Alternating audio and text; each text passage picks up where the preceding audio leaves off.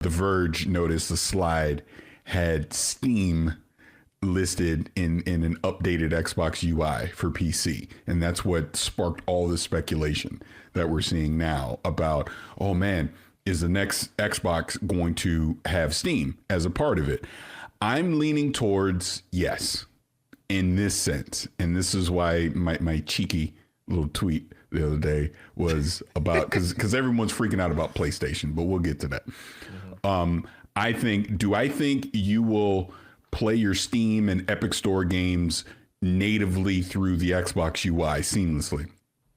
No, I don't. I think you'll have a desktop mode because it is a PC and you can flip to that. You essentially can do that today on the Steam Deck. If you load up GOG or Epic, you can go into the desktop mode, install it all, boom, you can launch those games if you want. Now, Steam does allow you to integrate it into their UI. I'm a little skeptical if Xbox will do that, since it will still technically be a console and not a PC, even though we know it is a PC. So we'll see on that part. But do I think you will have the ability to load Steam, load the Epic Store, load GOG, and Ubisoft Connect, any third-party digital store? Do I think you will have that in the next Xbox? I do. How it launches, how it integrates into the UI is still TBD, but I think that functionality is coming. And I'm curious your thoughts, and we can get into the whole PlayStation side of this after that. I'm just curious. For me, I think, how do they balance exclusivity while still maintaining that access across platforms? It is gone. I mean, that's got to be the big question, right? Yeah. I've caught enough grief over that over the past few weeks that exclusive. I mean, he said it for all intents and purposes. Phil has told you, don't expect any game to be exclusive anymore. Could there still be some exceptions? Mm-hmm. Yes, but 90 percentile. Expect them to eventually show up on other platforms. So let's just jump into this. So part of the pushback on all of this is, you have people going, well, why would Xbox want a competing digital store on their hardware? That doesn't make sense. They're going to lose money. Again, listen to what Phil Spencer has been telling you. And this was with Xbox era. He talked about they're not trying to convince you to move over anymore. They're not going to try and force you to move over into their platform. Instead, we'll take the 70%. So even in this scenario, if you buy an Xbox game on Steam, they're still getting 70%, if not more, depending. I know Steam is a little different than other platforms, but for all intents and purposes, you're still getting that 70%. You buy an Xbox game on the Epic Store, you're still getting that 70%.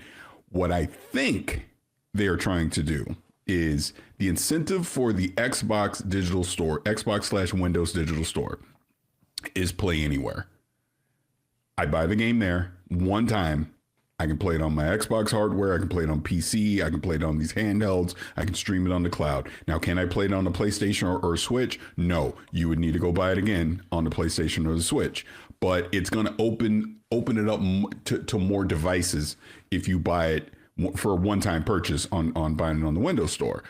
And you have Game Pass. That is obviously going to be another incentive as well. That if I subscribe to Game Pass versus buying it outright on Steam or Epic or wherever, I obviously get to play the game, and it essentially has play anywhere as well. Basically, any open device, you're going to get Game Pass on it, and obviously Xbox hardware. So I think that's the play moving forward. Whereas, look, we're just trying to get our games in as many places as we can.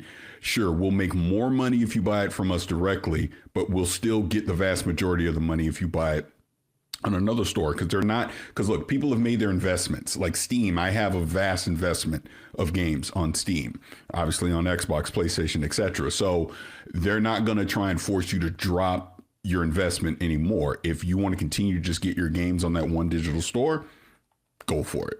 They're not going to stop you from doing that. They're not trying to make things exclusive to gatekeep it off. They're just going to put it everywhere. Is the strategy going to work? I have no freaking idea, but it's what they're going to do. And it's what's about to happen. Let's go into the PlayStation side of this, because this has obviously been the number one hot topic surrounding all of this. PlayStation now ports their games to Steam and Epic. It is not day and date. I think there will be a day when that happens. Probably not anytime soon. But right now we're looking at anywhere between, I think what Spider-Man 2 was kind of the quickest one. I think that was like a 14-month turnaround or something like that. But let's just say all intents and purposes, 18 months from when it comes out on PlayStation till it comes out on PC. People are speculating, are they going to block it on this Xbox hybrid? I say no. And and this is why I bring up the UI thing. Do I think PlayStation will be okay if PlayStation games launch through the Xbox UI and seamlessly look like it's an Xbox game? I don't. But if you have a desktop mode, which is a PC, I'm loading up Steam and I'm playing the game as I would today. It's absolutely no different in that way. I just think, and again, I just put on my IT hat. Does PlayStation really want to go through all the hassle and effort to try and block a PC game on certain tiers of hardware? Because we're also speculating whatever this Xbox hybrid is, sure, Microsoft will make one, but Acer might make one. Asus might make one, MSI might make one, Lenovo might make one. So there's going to be different variants of PC hardware that can essentially be an Xbox and a PC. So are they really going to try and block all that? I bought the game. You've got your money at that point. This is my whole thing. If I bought Spider-Man 2, you really trying to tell me, well, you could play it on that, but not that, because it says Xbox. No, you can't play it on that. I don't think they're going to go through all that effort. And honestly, I would have to look at the terms of service with Valve and Steam. Is that even allowed to block per device? I don't know. I know they can block region to where you can't sell it. But if I own the game, can I play it? Hell, I can build my own PC, right? So I don't know. I'm leaning towards no. And there's no right or wrong answer currently because we're essentially 2 years away from knowing the answer to this. So we don't know.